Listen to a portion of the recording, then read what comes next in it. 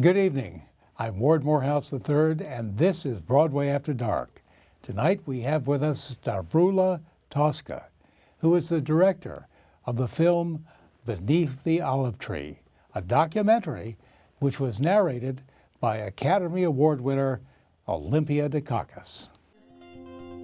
In 1972, Victoria Theodoro and a group of women organized a trip back to Trikeri Island.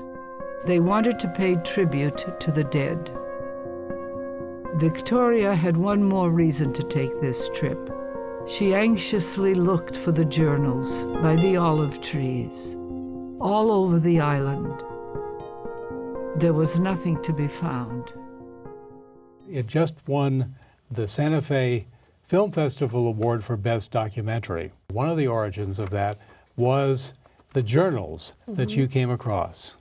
Yeah, that I wouldn't have come across if it weren't actually for Olympia Dukakis. So Beneath the Olive Tree is a feature documentary that tells the stories of journals that were found buried beneath an olive tree on the Greek island of Trikeri, which island served as a concentration camp during the Civil War in Greece. And this was a concentration camp right after World War II on a remote Greek island for women political exiles, and a camp that was supported by the British and US governments, which is a very little known fact. So a few years, just to backtrack a bit, a few years ago I met Olympia Dukakis at an event.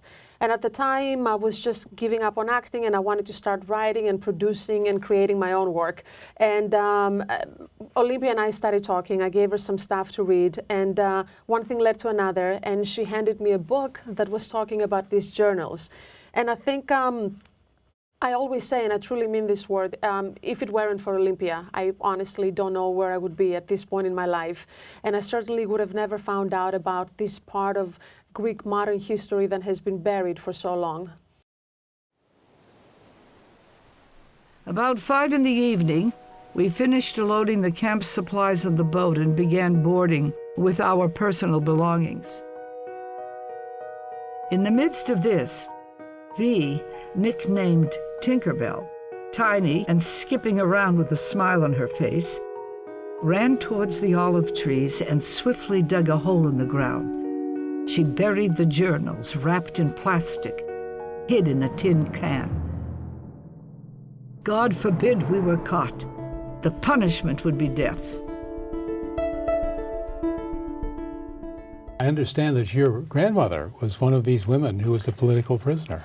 Yeah, this was a surprise and a shock for myself and a couple of other family members. I started doing research as soon as I found out about the journals and this period in Greece, and specifically about the women political exiles. So one thing led to another.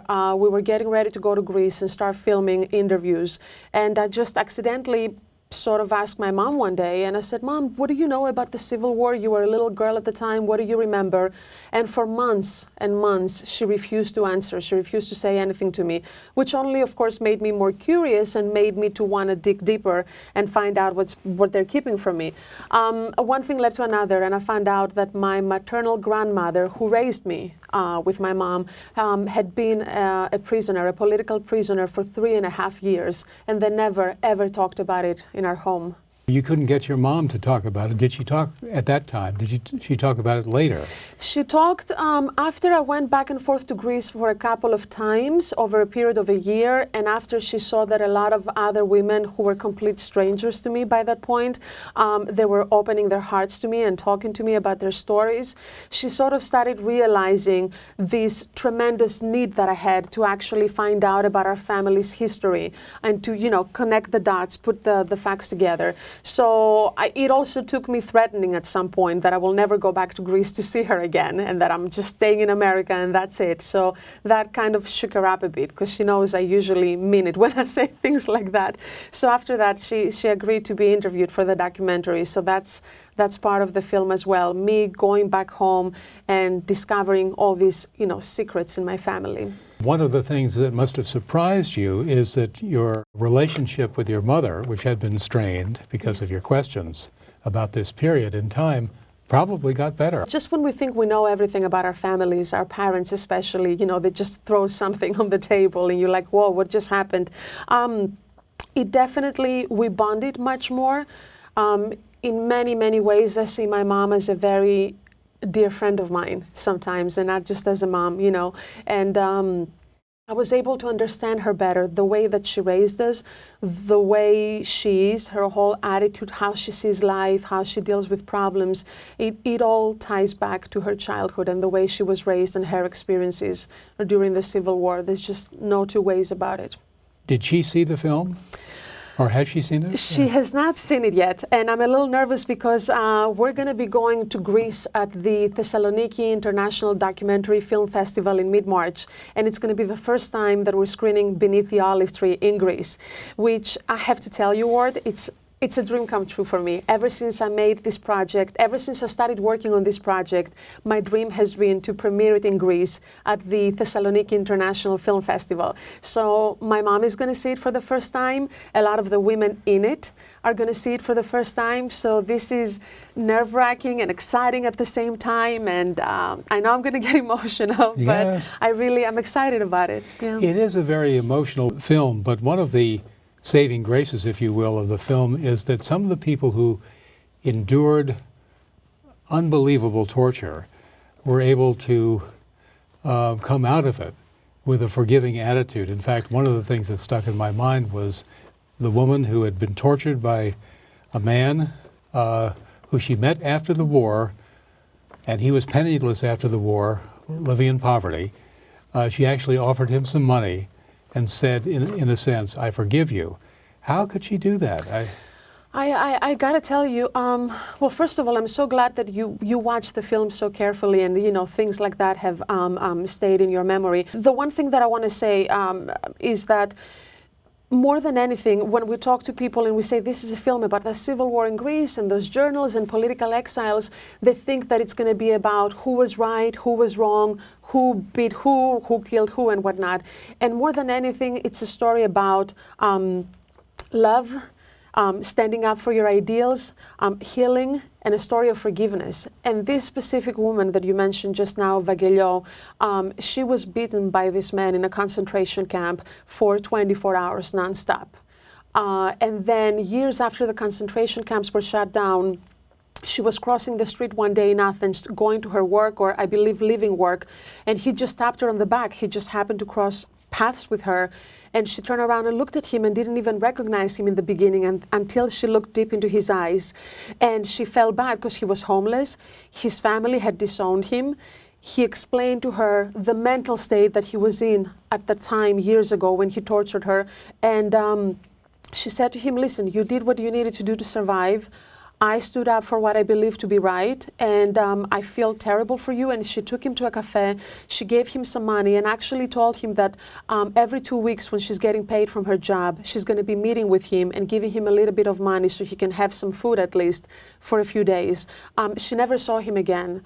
And she found out a few weeks later that he was found dead on a bench at a park in Athens with nothing. Left with nothing. So you hear about these stories, and they're just so powerful. I mean, the human spirit and the way these women, you know, even now, I think about when I first met them and how I expected them to have this, the attitude of a victim. Poor me, this is what happened to me, and I hate this government, and I hate this country. And it was the exact opposite. Or of anger. Absolutely, anger. absolutely. Yes. And just, you know, this resentment that stays within you and ruins your life pretty much. And it was the exact opposite. These women, Vagelio and everyone else, were so proud of what they did back then. The fact that they had the courage to stand up for what they believed to be right. And there were consequences and a price to pay. And they did. They did. On the one hand, it would seem a simple thing for some of these women to say, yes, I was part of the communist movement or the leftist movement, and I renounced that. And yet that wasn't the truth. I can see some of them might be tempted to do that, or may have been tempted, but they didn't do it, did they? There were some who did it for various reasons. They had to go back to their families. They had to go back to their children. They couldn't take the torturing anymore, or the rapes and all of those things that were happening in prisons and in camps. But there were women, and let's not forget that the women that I was able to locate in the last few years, they're already in their 80s, which means that back then they were teenagers. So the fact that at such a young age, their convictions and what they stood up for was so incredibly strong. Also, let's not forget that for a lot of these women, for Vagello, for example, since we mentioned her before, the people who tortured her were the people who had killed her brother. So there was absolutely no way in this world for these young women, and a lot of them, to say yes to these people, whatever they would ask her for, whether it was just to sign a simple document and go back home and live happily ever after. It was impossible, knowing that these are the same people who tortured and killed her own brother, to say anything that they wanted her to say or do. I think you've mentioned on some of the interview shows you've done, and I've seen a few of them, about the Greek government's role in this concentration camp. Yeah. Did they virtually ignore it at that time? Well, the Greek government was very well aware of what was happening in those camps. And we have to put things in context. It's 1945, 1946, when the civil war starts happening in Greece. And at the time, we have President Truman here in America, and we have Churchill in Great Britain. And these are the two big powers of the world, end of World War II. And these are people who are obsessed with communism. And they are obsessed with the idea of any citizen who dares to speak up against the government's policies, whatever government that is, and goes against them is labeled a communist and is thrown off to a prison or a concentration camp. So the Greek government knew very well what was happening, and they were behind it every step of the way. Also, let's not forget that the people that were placed in the government in Greece after World War II were people who had previously collaborated with the Nazi Germans, with Hitler's government, and who were now collaborating with the British government and the US, and were pretty much taking orders.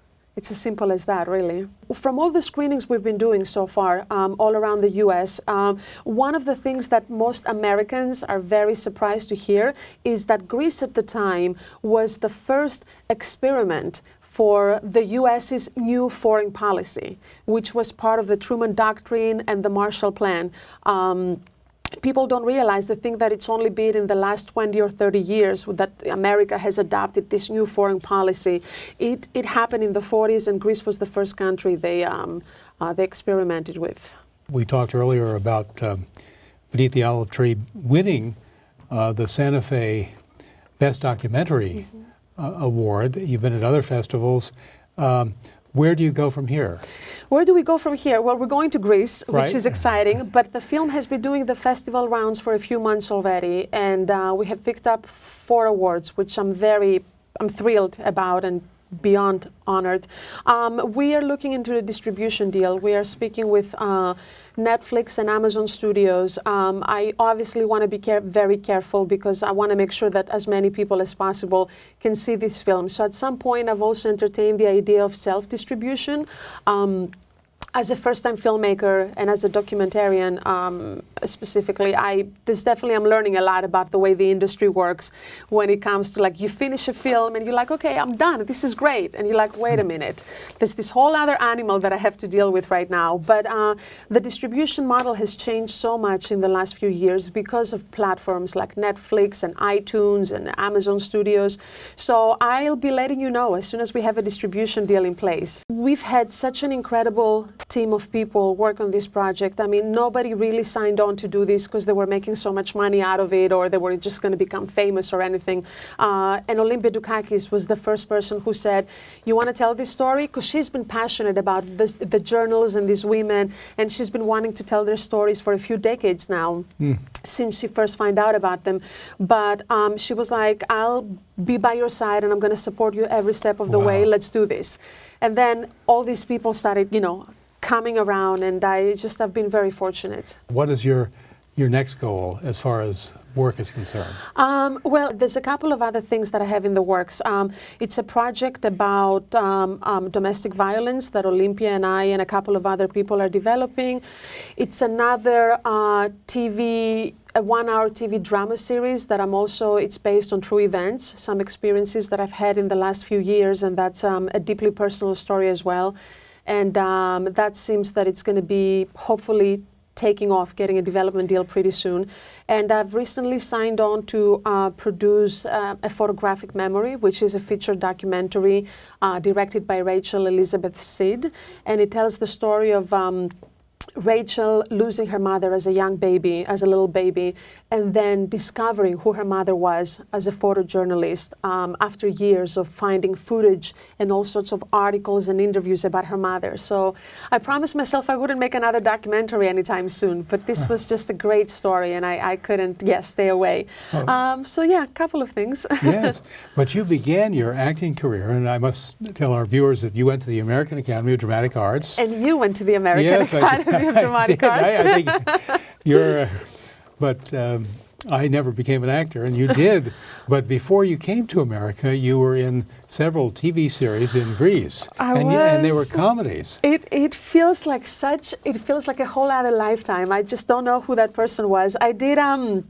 I did some theater. I was in acting school in Greece, and then at the time, I had a small part in two of the most successful soap operas on television, and I did a couple of comedies. People don't think I'm funny. I do, but no one else. But I was hired to do comedy because I can say things while keeping a straight face, like right now, and they find that funny. So. Oh, that's great. That's right. There is a.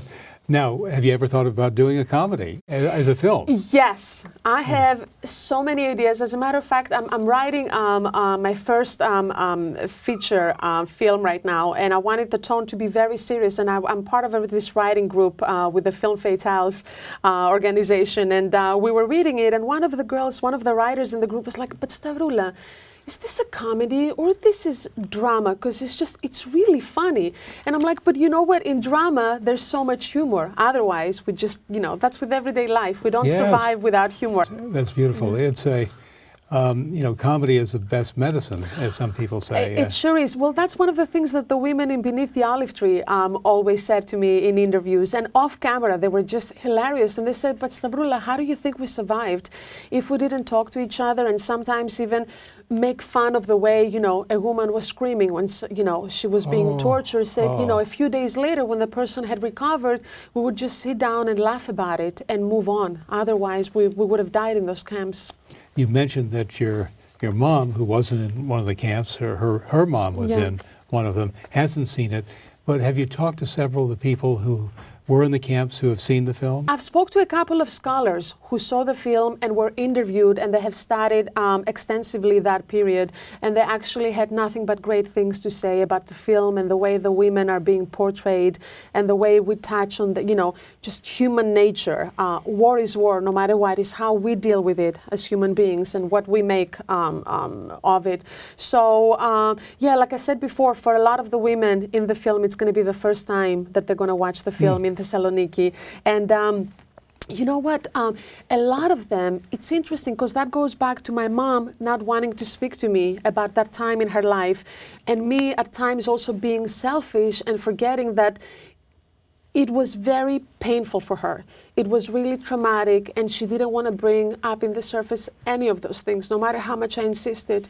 But for a lot of our women in the film, their children and grandchildren, when they come to see the documentary in Greece, it's going to be the first time that they hear about their mothers' or grandmothers' stories. So it's an interesting thing that, these people, there's a part of our history missing in Greece. And yes, the government has a big part to play, to be held responsible for that, but it's also about within a family not passing on these stories from one generation to the next and teaching us, the younger generation, about this to make sure we avoid making the same mistakes. Do you think we can? I hope we can. I mean, I look at the world sometimes, I read what's happening here and in the Middle East and in Europe, now with the European Union and Germany all over again, and I'm like, I want to be hopeful and I want to be positive, but again, I think that people, everyday common people like myself, we forget sometimes that the power lies within us. We just have to take, we really need to be out there fighting and protesting in any way we can in order to bring change. So I think many of us here in this country too forget how privileged and grateful we need to be for America, really. Right. there are certain people who are very blessed in this world. I consider myself very blessed and very fortunate. And I work hard, but I love what I do, and I don't even see it as work, you know? Yes. But it's about when you get to a certain point in life, what can you do for everybody else? And as a, you know, a young woman in this country, it's just very, in any country, it's very important for me to see, you know, candidates who support women's rights. Yes. Candidates who don't think, for whatever reason in this world, that, you know, it would be okay for them to tell me what to do about, you know, with my body and how to go about my business.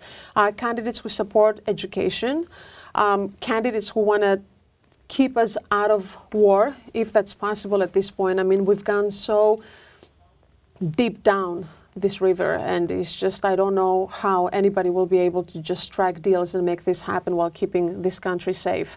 So yeah, but I would say more than anything, you know, any candidate who has a realistic agenda of how to provide health insurance and education for every person in this country and to respect women's rights is definitely someone that I pay attention to, and I would be interested in supporting.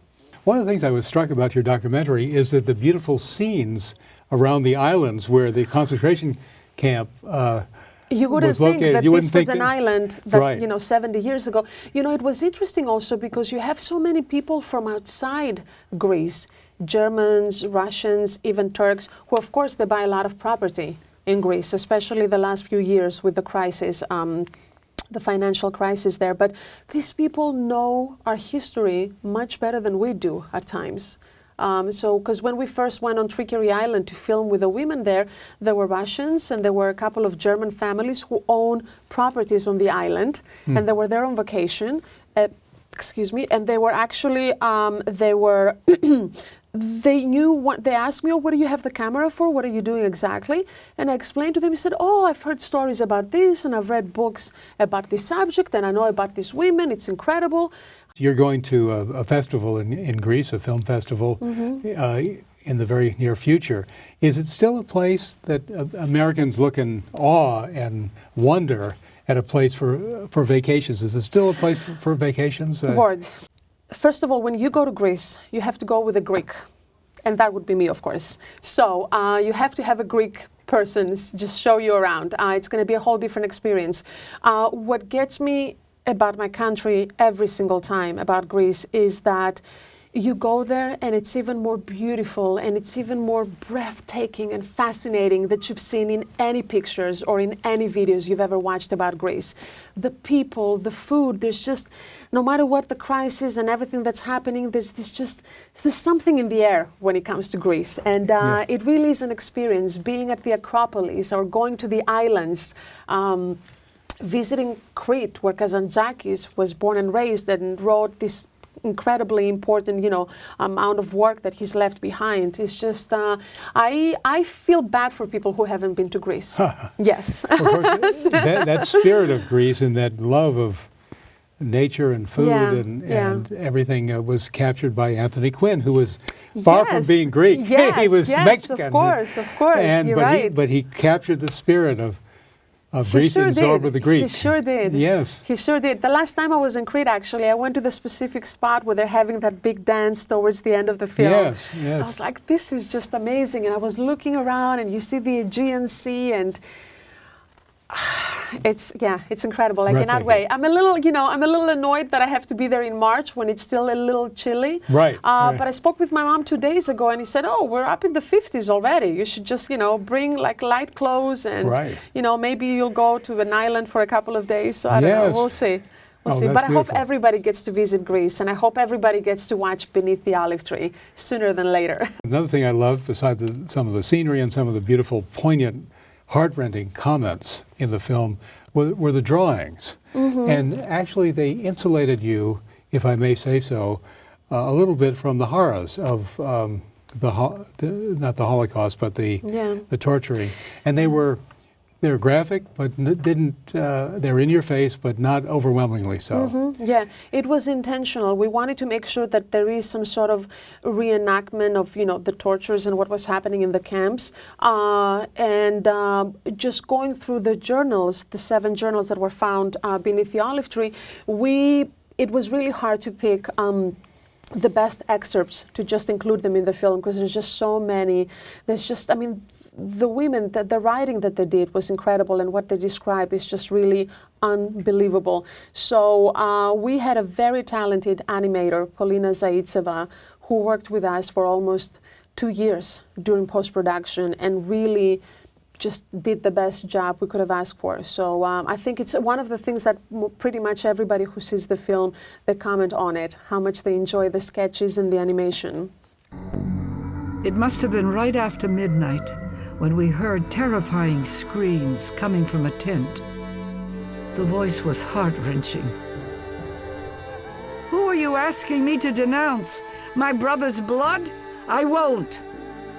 Hit me, you dogs, you fascists! Hit! Hit!" Κύριε Βαγγελιό, πείτε μας γι' αυτό που συναντήσατε αυτόν τον άνθρωπο μετά χρόνια.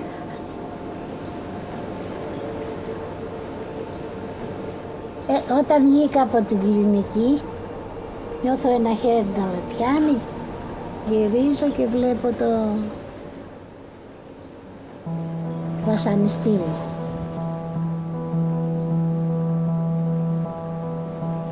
Καθίσαμε, συζητήσαμε και με τρόπο του έδωσα 50 δραχμές. Με λόγω του ότι τον έχουν διώξει οι γονείς του, δεν έχει τίποτα. Ευχαριστώ πολύ. Αυτά έκτοτε δεν το ξαναείδα. Από μια συνεξόριστη μας έμαθα ότι έχει πεθάνει. Thank you very much, Stavroula Toska. Her film is Beneath the Olive Tree. It's narrated by Academy Award winner Olympia Dukakis, and she's the narrator and the executive producer of the film. It's been a pleasure to talk to you, and I'd like to see the film again. It's been an honor being here with you. I'm Ward Morehouse. Thank you for watching Broadway After Dark. Good night.